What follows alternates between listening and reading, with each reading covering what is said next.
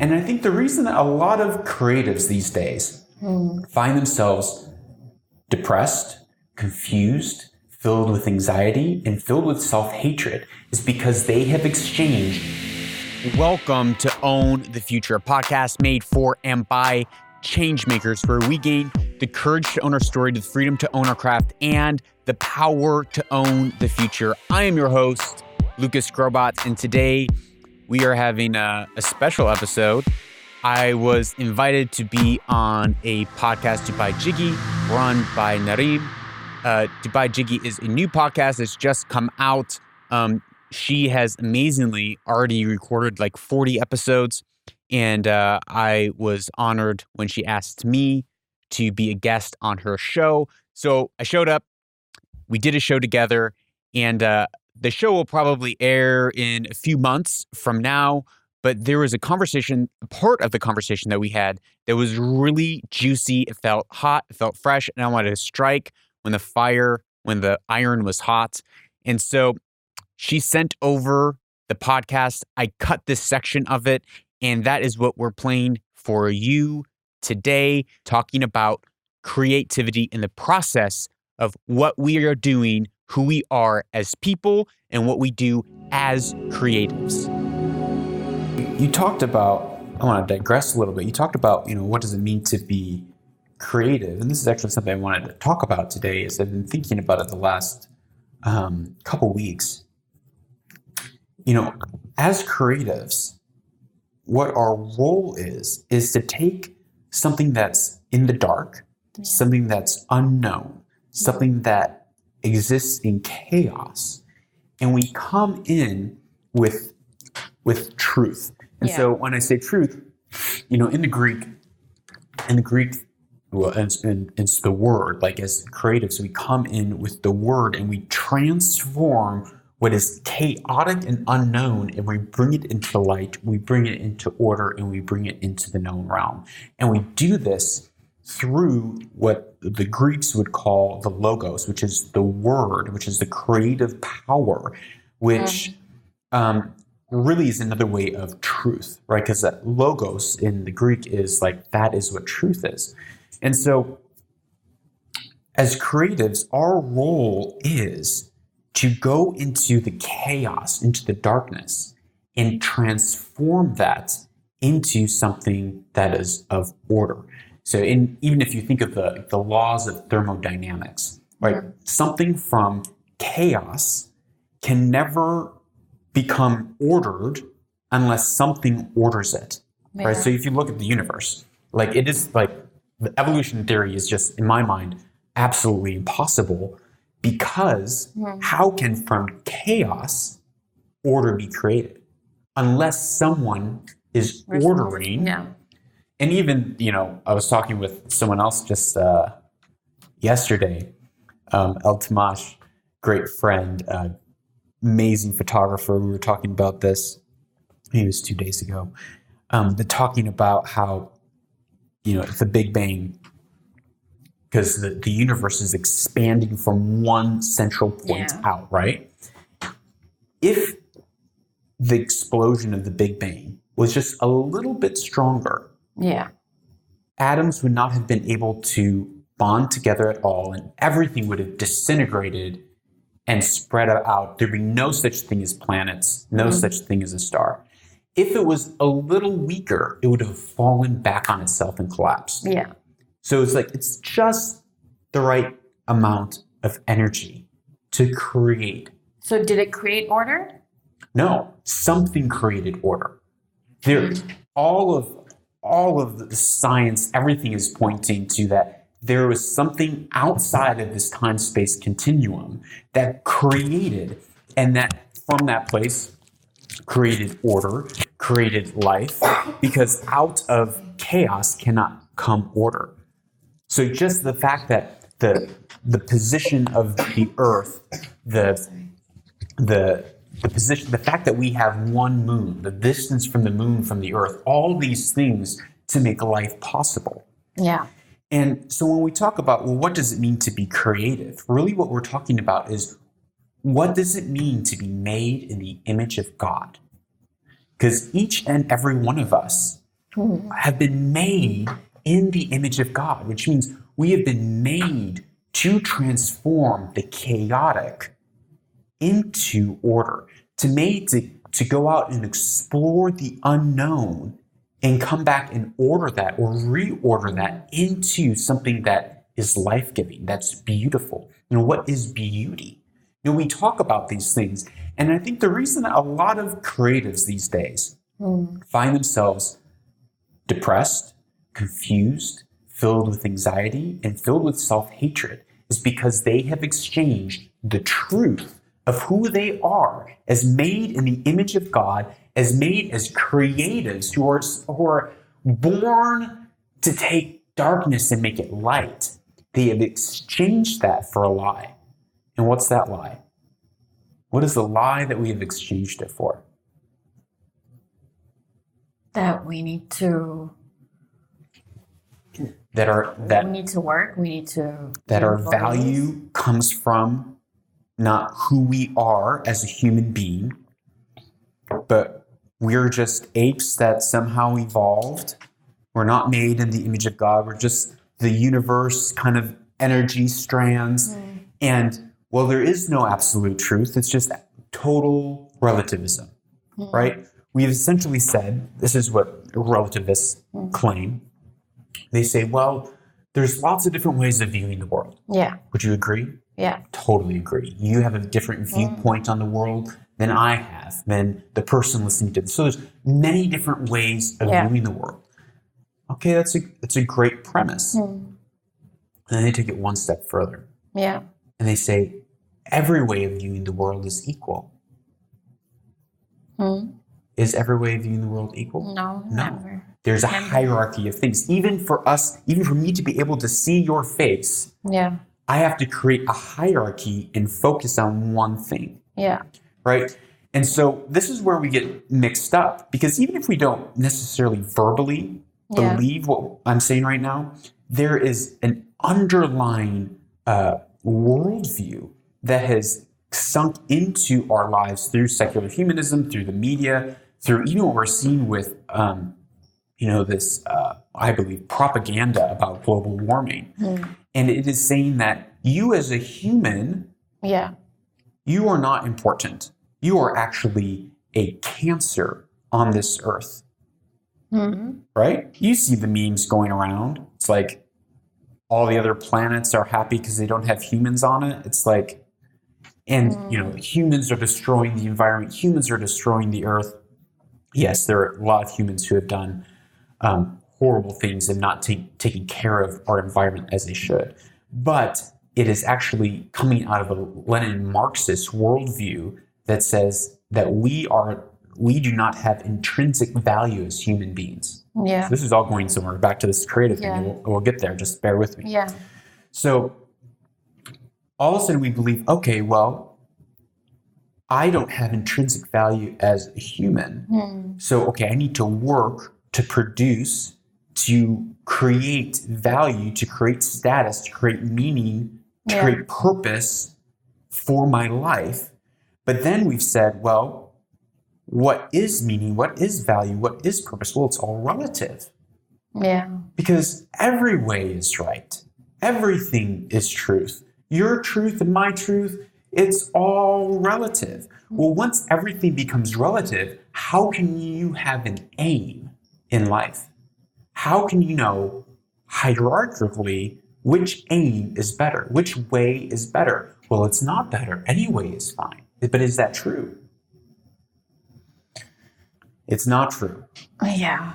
Because we can, so this is where it goes from there. Where they take it from there is they say, well, there's no such thing as right or wrong. There's no such thing as good or evil. It's all relative. And so, yes, this phone as an object,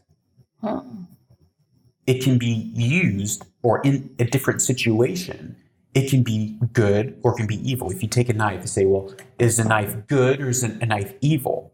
Or is it good or is it bad, right? And so, okay, well, when you're looking at this, the contextual, every object can change. Yeah.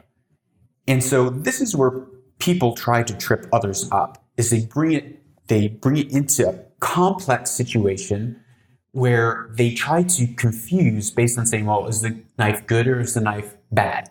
Well, it depends on how you use it. Okay, well, see, so there's no such thing as right or wrong. There's no such thing as good or evil. It's all relative. But where this leaves the creative, it leaves the creative in a place of anxiety and confusion, not knowing is this path a good path to go on? Is this path going to lead where I want it to? Or is this other path? Well, they're all relative. All those choices do not give freedom. And this is the lie we've believed. We want freedom. So we think, I need all these choices. The more choices I have, the more free I have. And the more choices we have, the more bound we are. Yes. And it's the limitations in our art that actually creates something, right? So what do we do then? How do we as creatives move past this place? Well, Shakespeare started to do it. Shakespeare took all the contextual dinner table talks of morality, of good and evil, of right and wrong, and he abstracted it into story. And this is what we see in all Hollywood, Bollywood, Instagram, everything. All stories are just abstractions of how we believe that the world functions, where we see the value in everything in the world. Yeah, this is true for like any world or region that had ancient gods and mythology. Absolutely. Right? Myth is more real than reality. Yeah. Right? Because myth is an abstraction of pointing to values of cultural and social norms, of saying what's acceptable and not acceptable, so that we might be able to see, okay, well, the phone is an object, but what's the value that's being placed on the object? That can change, but the values don't change. And so then, in order to get to truth, right, we started talking about our role as artists, our role as creatives or creators or change makers, you even use that in your intro, is to activate change, is to take what is in darkness and chaos and create order and light and life from it, right? This is what we all want. Even your dream of going into having an NGO in every nation that's creating economic stability for people, that is like, I think, a worthy dream that has higher value than just doing watercolors, and selling it at the little bazaar, right? That has a higher intrinsic value to it. Why? You're actually taking on a bigger and larger task, standing up against greater levels of malevolence, like evil, and helping more people in a measurable way, right? So clearly a higher level. So that's our role. Our role as creatives is to take the chaotic and order it into something that's beautiful, which is a scary thing. So, and that takes truth to do. So we have this level here of first level, which is the dinner talk table or dinner table talk, where we're saying, this is right, this is wrong. No, Johnny, you shouldn't hit your sister. No, Susan, you shouldn't gossip about your friends, right? Then we have the story, the level of story that teaches that, of myth, as you said, that teaches that. But then there's another level of abstraction, which is morality. Yeah. And that is how we have to see the world. As artists, we must come to a place of recognizing and realizing what is morality. Where is truth, absolute truth? Where is the logos, the word that separates good from evil? And when we enter into that place as artists and creatives, and we're able to see with clarity that highest level and highest abstraction of good and evil, then all of a sudden the way comes clear. Then all of a sudden we can then see the world differently because we're seeing through a different lens, and we're able to discern, wait, that argument here at the dinner table, it's twisting something. It's like in math when you divide by 0. All of a sudden the equation goes wrong. I do think it's harder to be an artist now than before. Yeah. Because, I mean, just going back to what you said, if you look at the artists who painted the basilica, or, you know, artists painted all the murals in the churches in Rome, they had a very strong belief system. They did. And so the dedication and commitment that you see to creating works in the past, I don't see that anymore. And I work with 600 artists. Yeah. And it is this idea of whether I agree with this person's belief system or not, the fact that they have such a structured belief system kind of makes them a better artist. Yeah. It's the structure. Yeah. Yeah. So true. What you said is exactly true. There's a story of this deconstructionist artist who built this house somewhere in the Midwest of America. And he said, yeah, I, built this house just throwing away all kind of constructionist ideas, and, nothing has a purpose in this house, and the walls are all wonky and this, that. And the gentleman goes to him and says, oh, it's very interesting. He said, what did you do with the foundation? He's like, what do you mean? Well, does the house have a foundation? It's like, well, yeah, of course. Mm-hmm. And that's where deconstructionism and relativism just totally falls apart. That is all built out of a foundation of absolute morality to even get to that place. And it is just a facade. And what you said is absolutely true. It's having the rigorous belief system and structure that gives us our boundary lines. The boundary lines it's like a warm blanket around us. Like having boundaries, having limits, knowing where those are and staying in those. That is what creates beauty, because it's taking that chaos and taking truth, logos, that highest abstraction, and melding it together into the now, which creates something that's beautiful that impacts people's life, because we've transformed the unknown into the known. So I think this is where I think mental health comes in.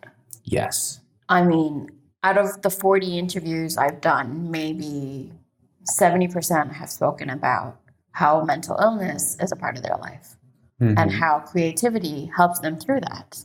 And being a musician has helped them, with some mental illness they were suffering, or being a comedian has, or being a writer has. And it's this consistent subject that's coming up through all my interviews. And I've been reflecting that I feel like I'm so blessed to be such in the last 2 years, I've had so many friends come to me and be like, yeah, I struggle with this. And I had no idea, even if I've known them my whole life. Mm-hmm. And I'm like, wait, am I too? Because everyone around me is like, do I struggle with something? I didn't know, because it's everyone around me, and I work with creatives. And then going back to what my dream was, I have this idea of what I need to create. Yeah, of course, I do have a lot of dissonance. Every time I can't take this slimy world of business, I go back into my cave and paint, and I'm like, you know what, maybe that's not, maybe I just need to paint. Maybe that's just a dream. And I do have that. I go back and forth. But at the end of the day, I have so much hope for what one person can do for the world, Absolutely. And that has to drive you, right? Yeah. That has to take you through these things. And I'm realizing, it took me 10 years, and I'm going to say it, to become an entrepreneur. It took me 10 years of bullshitting around in various industries, thinking that was my job. That was how I create order in this world, and order within myself, was by doing corporate jobs like everyone around me. And then it took me all this time to understand that's not who I am and what I need to do. And I can create impact, and I can create community. Yeah. And I can't do that sitting in a 9-to-5 job. No. Right? And it's much scarier, and it's much harder. It takes much more risk, right? Yeah. But then 95% of the creatives I speak to are doing that. In the 9 to 5? They're in the 9 to 5s, and they do it on the side as a hobby. Like very few people here, globally. I wouldn't just say here. Globally, like being a successful artist is not easy to feed and support yourself or a family. No, it's right? not. So if 95% of all these creatives are living that, which I feel like I got out of, and then they're creating music or creating art or creating writing as a way to help themselves through whatever pain they're feeling at work, I don't think that's enough, right? I feel like they'll always be at this place where they need to find a way to self-soothe through creativity because they're stuck in this 9 to 5.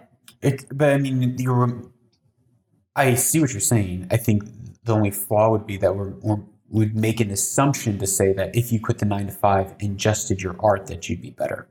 It's the assumption that the 9 to 5 is causing the problem. Yeah, really exactly. The 9 to 5, because the thing that a lot of people don't realize when you become like you or me, we're freelancers or entrepreneurs, and we don't have a 9 to 5, is all of a sudden the structure of life falls out from underneath us. And that's, the feeling. Yeah. It's scary. I was just on a coaching call yesterday about this. Yeah, and that goes back to what we were saying before. It's the limitations. It's the structure that adds health in our life. And so many see the 9 to 5 as a jail cell, right? In many ways, for a lot of people, it is. And so I'm not saying that it's not. But it also provides stability. It also provides, a structure in their life. It solves a lot of problems, which could actually be better for their mental health than if they were in a place where they didn't have a structure. They didn't have something that they were doing every day, a team that they were working with every day, goals that someone else said that they need to hit every day. So I just don't think we could. I think it would be a mistake to leap to the conclusion that them quitting the 9 to 5 is going to help them, when really there could be a lot of other stuff that's going on in their life. A lot of other things are hiding in the fog from their family, from their childhood, from their upbringing, and quitting their 9 to 5 might only exacerbate those issues and dive them deeper into anxiety even more. And then they begin to resent their art as well. Yes, of course. And I do think it is the whole idea of being a creative and having to create order for others, or being a creative and making it successfully. That's not a reality for most creatives, right? Yeah. But where I think the problem arises is if they're doing the 9 to 5, living by other people's values. So of course, I've met creative professionals. Well, maybe they work in advertising, maybe they work in music production, maybe they work for a creative agency. They love their jobs. They're creative and they don't hate it, right? Right. But you can find a different job. Exactly. Maybe the environment of your job is, maybe it's a little toxic. Maybe it's not a great environment. You can find a different job. So that's the thing. That's the most of the interviews I've had. It feels like they're in a job that, they're waiting for 6 o'clock to get out of it. Yeah. And that's where the whole idea of,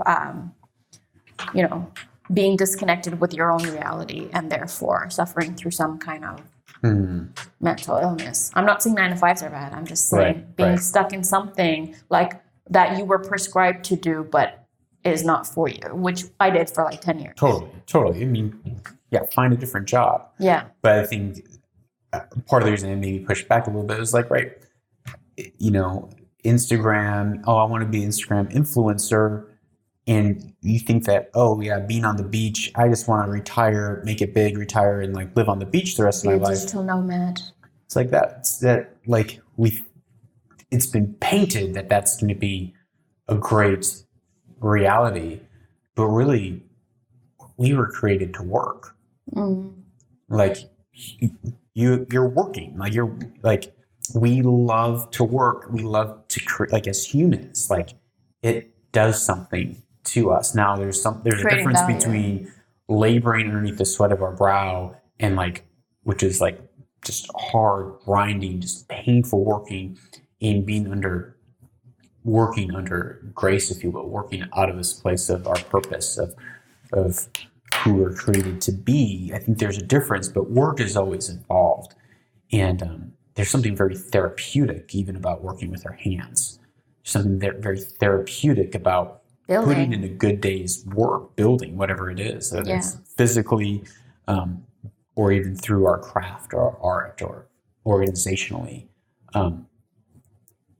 So many people, if you look at guys who are picking up garbage, like trash guys, driving around the truck, or you look at construction workers at the side of the road as they're digging, out the sand, pulling out all that, pumping out all that water from the rain. If you look at their faces, they're smiling, they're laughing, a lot of them. They're talking and laughing. But if you ask them after work, how was work today, honey? Oh, it was terrible. Why? Well, it's because what we've been it's what we think we need to say, but really they're laughing through their work because it does something to them. So that was, I just don't want to like jump to this conclusion, or I don't want listeners to hear like I should quit my job and that's going to solve my problems.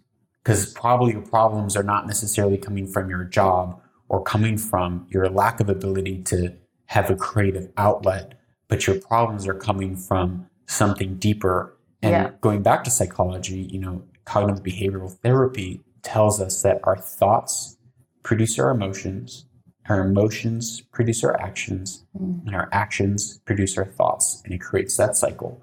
And so if there's someone who's struggling with depression or anxiety or having mental health problems or suicidal thoughts, go and see a therapist.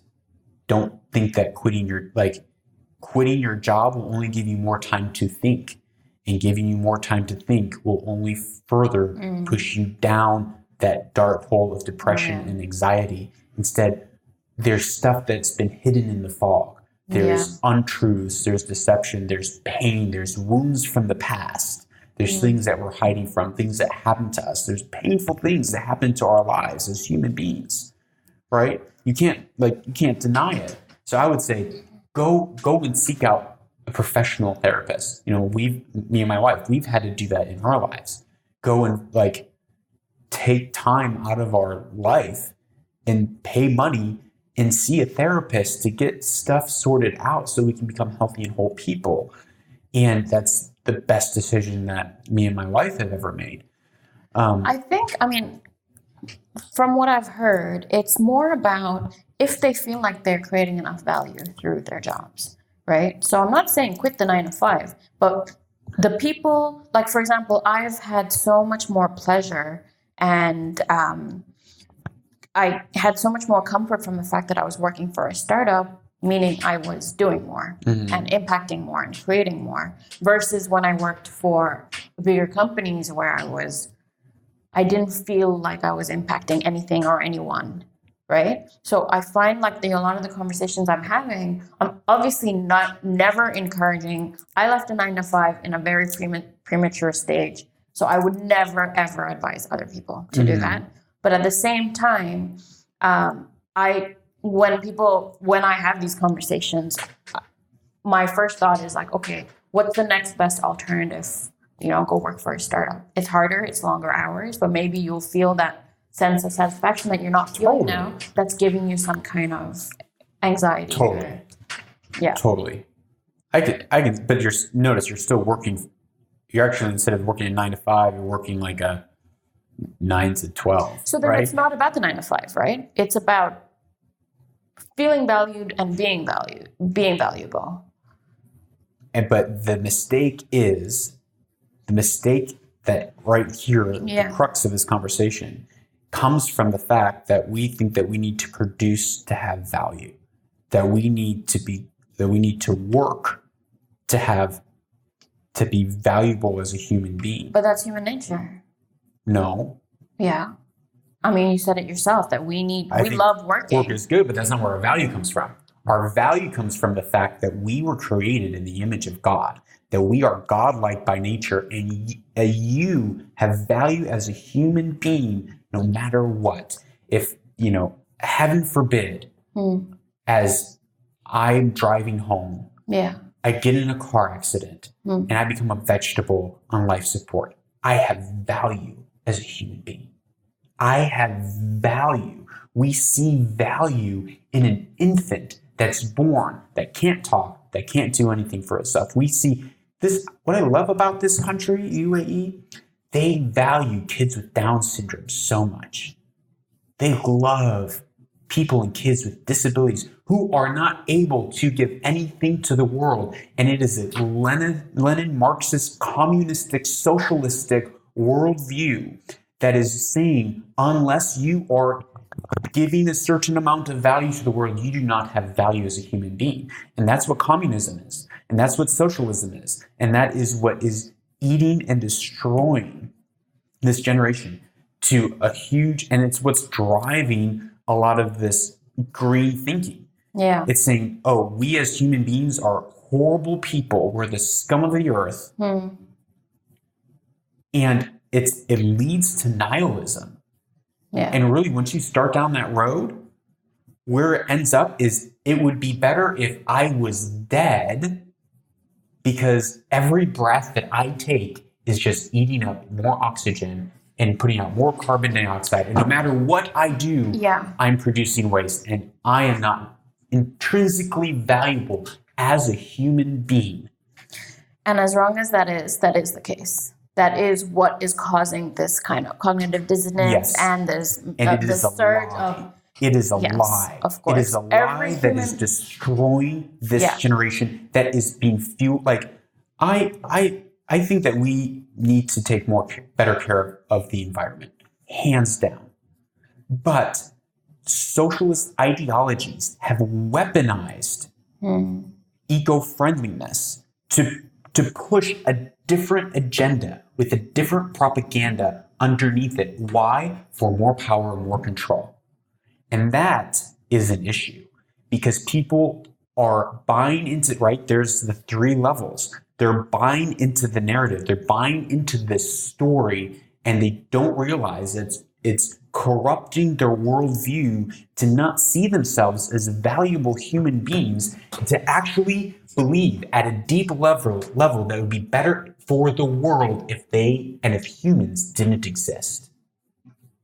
And that is a lie. If you're listening to this right now, that is a lie that is going to eat up and destroy your life. You'll never be able to do enough. In fact, the more that you do, the more guilty that you'll feel. Yeah. That's not how we're supposed to live as human beings. That's not who you're created to be. And that's something that, as I've been thinking about it, as you can tell, very animated and passionate about. Why? Because it's eating my friends' lunches, right? It's eating lunch. It's like stealing from this whole generation. It's stealing from us. And it's going to lead us down a scary road if we don't do something about it. Yeah, for sure. They're like people that I've either heard of or I've met who've just don't want to take part in this system, and then they'll go away and just try and be sustainable, like grow their own food, and that's all. That's it. That's all they need. So there's like a family in Canada who have bought an area and created their own renewable energy system and created their own farm where they can grow everything on their own, so they don't have to take part in this economic world, right? Economic system. And it's the whole idea of not having to, for them, it's like, art is this. This is art. This is us living for ourselves, using, like, being kind to the world and the world giving back to us, and not having to, like, toil night and day to feed a system that doesn't help us in any way and help our health, their mental health. But then even then, they were struggling because of currency.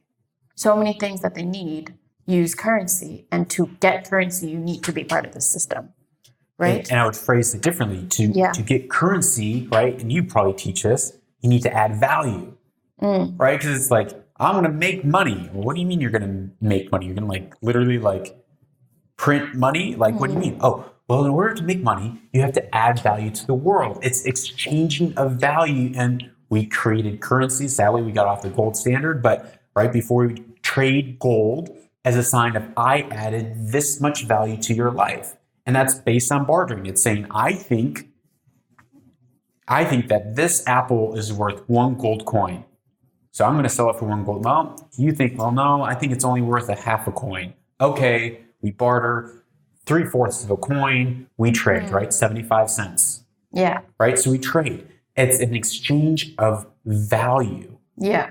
Right? And so when you isolate yourself, like this family has done, and they said, I don't want to take part in this system. Really, they said, I don't want to add any value to the rest of the world. I no longer want to add value. That's a problem.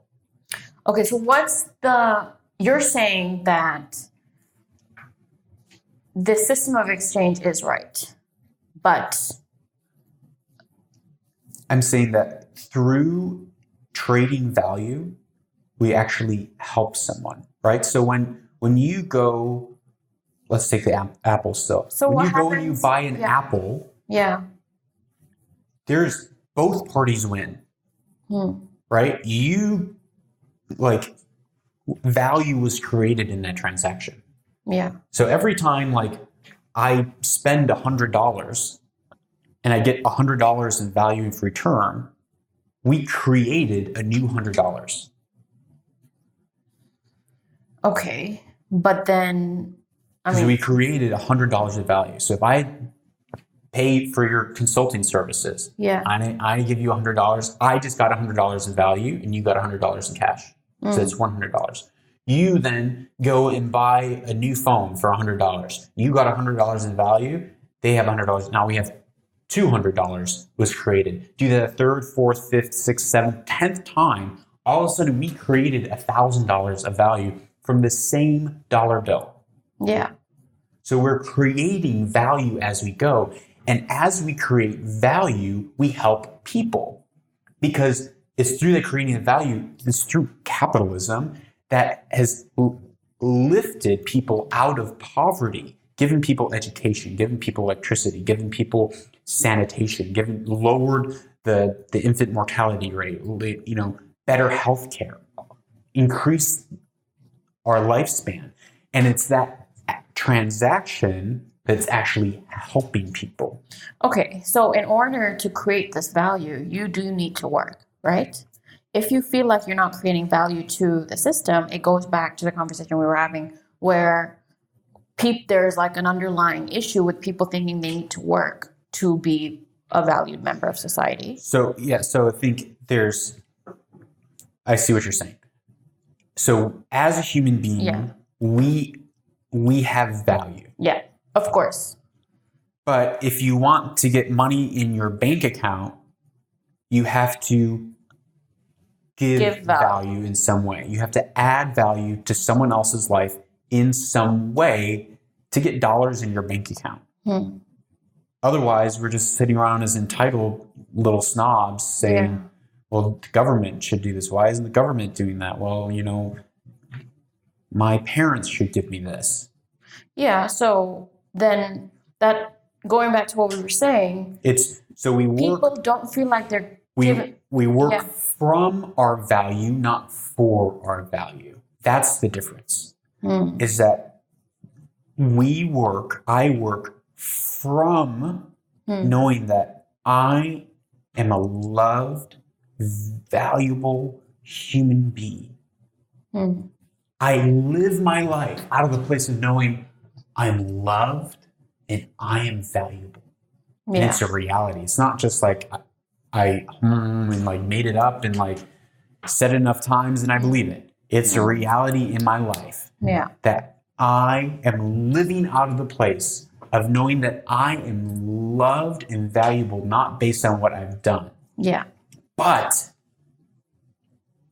that compels me to actually go out and do good in the world and love others and add value to other people's lives and face the darkness and malevolence of the world in the face and say, I am going to lose myself, lose my life, lay down my entitlements for the sake of someone else, and I'm going to take on that darkness, that chaos, and I'm going to transform it into order and light and give it to someone else, because that is a valuable act. So the difference is not that, well, I know that I'm valuable, so khalas, I'm done with my life. It's, I know that, so then I'm going to do something. But it's not the other way around, where we have to stack up our good and our bad and good works and bad works and how much value am I adding versus how much am I taking? What's my eco footprint, right?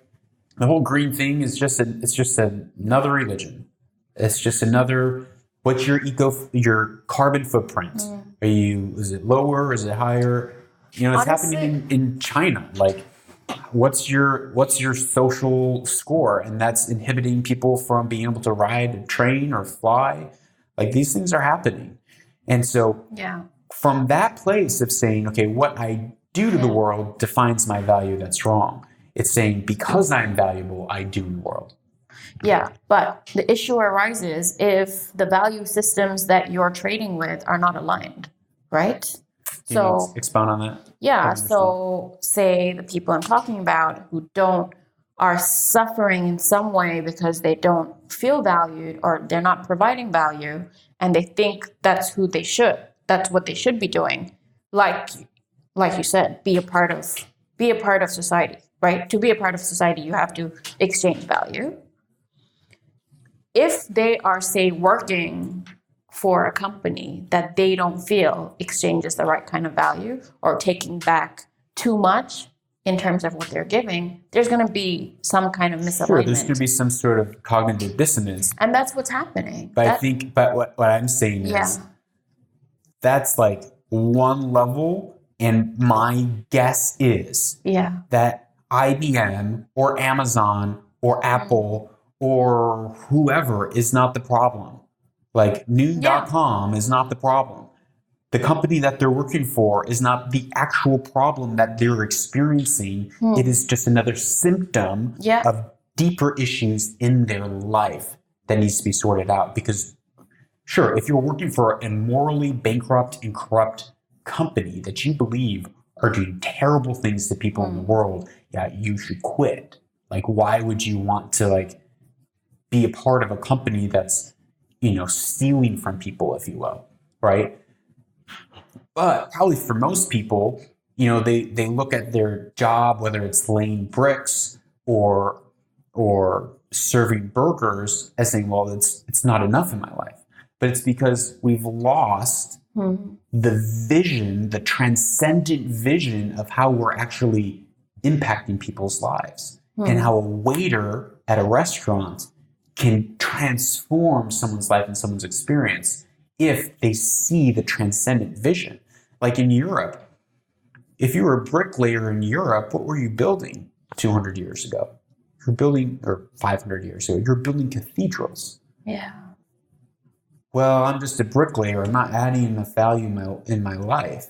Well, actually, you're an artist, and you're building something that's of beauty. You go to Europe and you see these beautiful cathedrals, right? Yeah. And it's a place where people then interact with the transcendent and the divine, and that's adding an enormous amount of value. But if and this is what I go back to the very first question of what do I do? This is what I do. I help companies see what is what are you actually doing, and are you communicating that internally and externally? So people see, well, we're not laying bricks.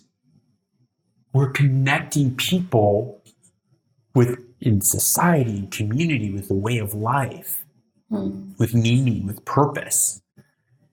But the disconnect, if someone's saying my work is the problem, I don't think that's the problem. You're going to get into another job and the work is going to be the problem in another 6 months. The problem is in here, in our minds, in our hearts and our minds, of what we believe, of the experience that we've had in the world. And the worldview that we have adopted, that is the problem. The worldview that we've adopted, the things that we believe, because it's the things that we believe at the highest abstraction. Yeah. That boils down into the narratives that we agree with, and that boils down into our conversations at dinner and how we treat one another. And that is where the rub is. And we have to unpack all of that as human beings. And we have to come to the truth. We have to bring the pain and the deception and the hardships in our life out on the table. And we need to rectify those things. Yeah. And we need to come to the place to begin to ask questions like, what do I believe and why do I believe it? And where do these beliefs lead to? Like, what's the end result of this thought? Thank you so much for tuning in to this episode of Own the Future. I hope that you have enjoyed it. I love this episode. I love the content matter, the depth, the intricacies. I walked away from this conversation thinking to myself, that is a fire episode. And I hope that you thought so too. So please, 1, share this with a friend. 2, go out and check out Nareem's podcast, Dubai Jiggy. The link is in the show notes. And number 3, remember, you are a valuable human being because you're made in the image of God. That is all. I'm Lucas Grobot. You are a change maker, and this is where destiny is woven. Remember, if you own your story, you'll own the future. I have so many taglines right now. I need to find one that I can land on, but I'll see you next time.